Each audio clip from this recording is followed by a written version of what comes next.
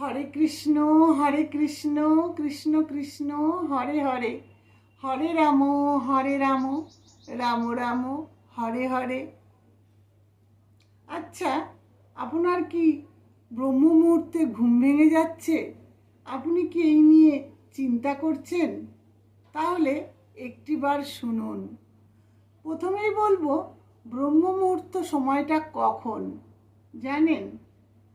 ব্রহ্ম মুহূর্ত সময়টা হলো সূর্যোদয়ের, ভোরবেলা সূর্যোদয়ের 1 ঘন্টা 36 মিনিট আগের সময়কে বলা হয় ব্রহ্ম মুহূর্ত কাল। তাই এই ব্রহ্ম মুহূর্ত কালে যদি আপনার ঘুম ভেঙে যায়, তাহলে আপনি মনে মনে ভেবে নেবেন যে আপনার শুভ সময় উপস্থিত হয়েছে। কারণ অনেক সময় দেখা যায় যে ব্রহ্ম মুহূর্তকালে ঘুম ভেঙে যাচ্ছে, আর ঘুম আসছে না। তখন কি করবেন জানেন? আর ঘুমাবার চেষ্টা করবেন না, কারণ এই সময়টা হলো খুবই মূল্যবান সময়।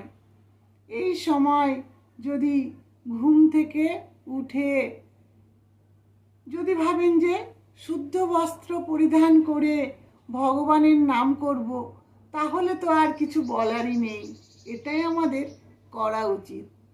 আর যদি ভাবেন যে না, আমার ঘুম ভেঙে গেল, ভালো লাগছে না, আমি একটু বসে বসে এখন ভগবানের নাম করি, তাতেও ভগবান খুশি হবেন।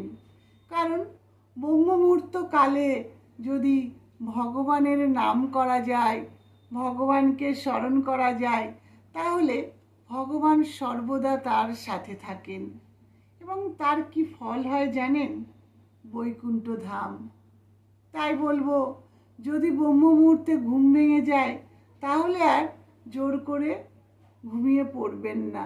এই সময়টাকে কাজে লাগান। এই সময় সমস্ত দেব দেবী এবং মুনি ঋষিরাও কি করে জানেন? ভগবানের আরাধনা করেন, ভগবানের নাম করেন। তাই বলবো, সারাদিনে অনেক ব্যস্ত থাকি আমরা, সময় হয়ে ওঠে না, কিন্তু এই ব্রহ্ম মুহূর্ত কালে ভগবানের নাম করুন। সারাদিন যতই ব্যস্ত থাকুন না কেন, এই ব্রহ্ম মুহূর্ত কালে যদি আপনি নাম করতে পারেন, ভগবানকে স্মরণ করতে পারেন, তাহলে আপনার ফল খুব ভালো হবে। ভগবান সর্বদা আপনার সাথে থাকবে এবং আপনার বৈকুণ্ঠ ধাম গতি লাভ হবে। হরে কৃষ্ণ।